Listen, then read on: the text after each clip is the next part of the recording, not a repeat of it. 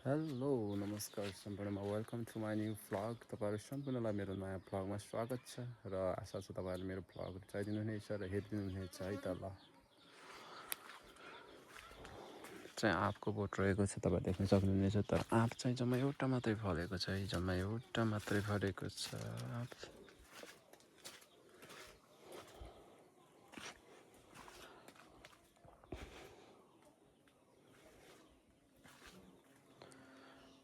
बर्खाको मौसम छ, झरीमय मौसम छ, पानी परिरहेको थियो र अहिले चाहिँ घाम लाग्ने अवस्था छ। यो चाहिँ एभोकाडोको बोट रहेको छ, तपाईँ देख्न सक्नुहुनेछ। यो एभोकाडोको बोट रहेको छ, यो पनि अर्को एभोकाडो। सायद अर्को साल फल्छ कि भन्ने आशा गरेको छु।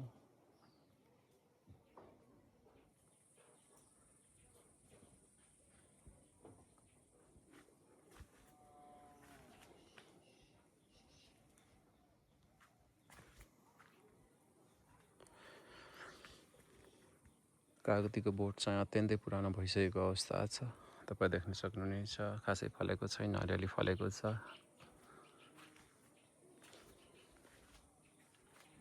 चाहिँ ड्र्यागन फ्रुट पनि अलिअलि फल्ने अवस्था छ, तपाईँ देख्न सक्नुहुनेछ।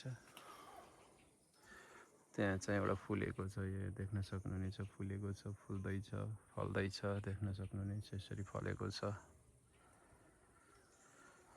यो चाहिँ किवी रहेको छ है, किवीको झाङ रहेको छ, तपाईँ देख्न सक्नुहुनेछ। यो किवी चाहिँ किवी रहेको छ, माथि सब किवी। यसपालि चाहिँ पोथी किवी मात्रै फुलेको थियो, भाले किवी चाहिँ नफुलेको कारणले गर्दाखेरि परागसेचन पोलिनेसन हुन पाएन, जसले गर्दाखेरि यसपालि चाहिँ फल लागेन। फुल मात्रै लागेको थियो, फल चाहिँ लाग्न सकेन। यसरी चाहिँ 6-7वटा किवीको बोट रोपेको छु, यसरी चाहिँ झाँगिएको छ। यस्तै देख्न सक्नुहुनेछ। यो पनि किवी है, किवीको बोट रहेको छ। यसलाई चाहिँ हामीले भुइँस्याउ भन्छौँ है। यो चाहिँ भुइँस्याउ हो। यो चाहिँ गर्मीको बेलामा चाहिँ यसको फल जमिन मुनि हुन्छ र यो खान चाहिँ अत्यन्तै मिठो हुन्छ र गर्मीको मौसममा चाहिँ यो स्वास्थ्यको लागि अत्यन्तै लाभदायक हुनेछ।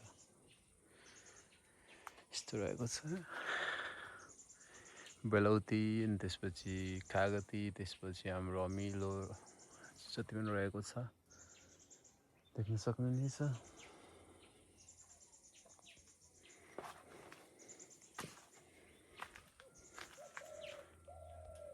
यो चाहिँ तिते है, तिते भेन्टा रहेको छ। मलाई चाहिँ अत्यन्तै मनपर्छ। तपाईँहरूको कसलाई मनपर्छ कमेन्ट गर्नुहोला। किवी है, यो किवीको लहरा, किवीको लहरा। यो किवी यसरी झाँगिएको छ, तपाईँ देख्न सक्नुहुनेछ। किवी यो चाहिँ हाम्रो पुरानो खोर रहेको थियो। यहाँ जमानामा चाहिँ हामीले बङ्गुर पाल्ने चलन थियो, तर आजभोलि चाहिँ हामीले पाल्दैनौँ र यसरी चाहिँ यस्तो भएको छ। लहरे आँपको फेद हेर्नु कति मोटो भइसक्यो। यस्तो फेद यति ठुलो भइसकेको छ। यो पुरै यस्तरी लहरे आँप, जताततै लहरे आँप रहेको छ।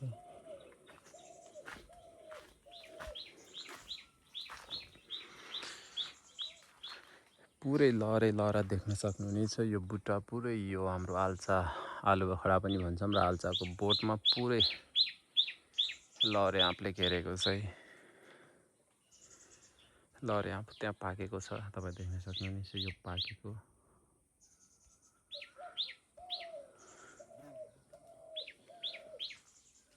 यस्तो आनन्द हेर्नु। हाम्रो करेसाबारीमा चाहिँ चराचुरुङ्गीहरू, ढुकुरहरू, फिस्टा चराहरू, अनि त्यसपछि जुरेली, सबै चराहरू आएर अत्यन्तै गुड बनाउने, त्यसपछि यहीँ वासस्थान बस्ने, चिरिराउने गर्दछन्। त्यसले गर्दाखेरि अत्यन्तै खुसी लाग्छ। एक्लोपन महसुस भएको अवस्थामा हामी आएर बसेपछि सबै चराचुरुङ्गीदेखि लिएर सबैको मनमोहक, सबैको चाहिँ आवाजले गर्दाखेरि हामी अत्यन्तै खुसी भइन्छ। आँप चाहिँ खासै फलेन है। हाम्रो अर्को आँप चाहिँ लहरे आँपले पुरै ढाकेको कारणले गर्दाखेरि खासै फल्न सकेन। त्यहाँ देख्न सक्नुहुनेछ, त्यहाँ पनि एउटा फलेको छ। खासै फलेन यसपालि हाम्रो आँप।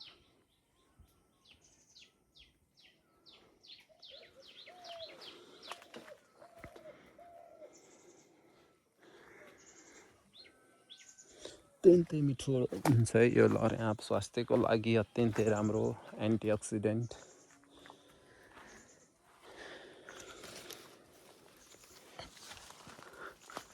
यी सुन्तला पनि खासै यो फलेन, यहाँ पुरै सेप भएर है, सेप भयो नि त यहाँ पुरै लहरे आँपदेखि लिएर सबै बोटहरू यहीँ रहेको कारणले गर्दाखेरि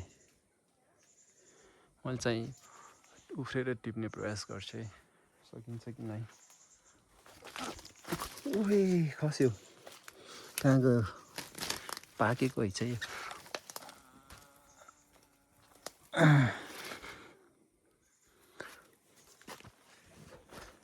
यो आँपका बोटहरू यो सबै एक दुई तिन वर्ष भयो लगाएको, खासै ठुलो भएको छैन। चाहिँ कागती देख्न सक्नुहुनेछ, फुल्दैछ फल्दैछ।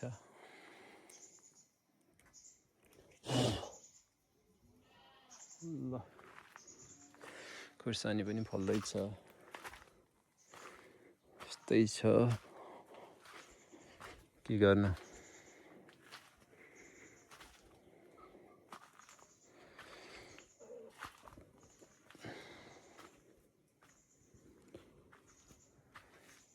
नमान लाज यस्तरी के आडछ, ढुकी ढुकी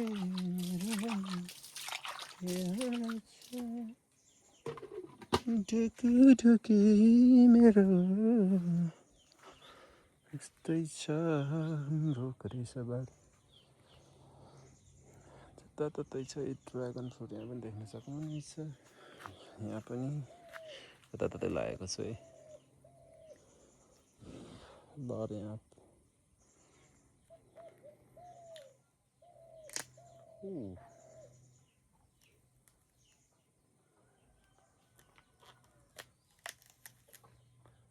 यस्तो हुन्छ भित्र,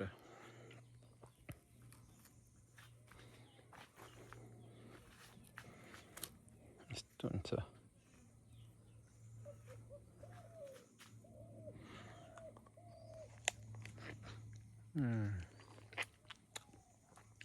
मिठो।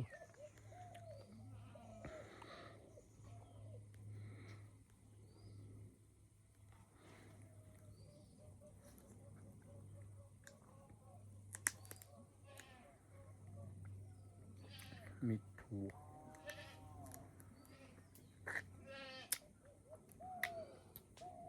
यस्तो मिठो रहेको छ। बेलौती पनि फलेको छ, यहाँ देख्न सक्नुहुनेछ, बेलौती मिठो हुन्छ, अत्यन्तै मिठो बेलौती रहेको छ, ढुकुर कराइरहेको अवस्था छ। ओके, मेरो छोटो करेसाबारीको भ्लग आजलाई यहीँ अन्त्य गर्न चाहन्छु र भोलिका दिनहरूमा मैले चाहिँ तपाईँहरूलाई अत्यन्तै नयाँ फरक किसिमका भ्लगहरू ल्याउने छु भन्दै तपाईँहरू सम्पूर्णलाई यहीँ बिदा गर्न चाहन्छु। हस्त नमस्ते जोरले। तपाईँहरूको दिन शुभ रहोस्, स्वस्थ रहोस्, मस्त रहोस्। झरी परेको अवस्था छ, यात्रा गर्दाखेरि अत्यन्तै सजग र अत्यन्तै चाहिँ जानकारी प्राप्त भई यात्रा गर्नुहोला भन्दै म आजको भ्लगबाट बिदा हुन चाहन्छु। हस्त, धन्यवाद।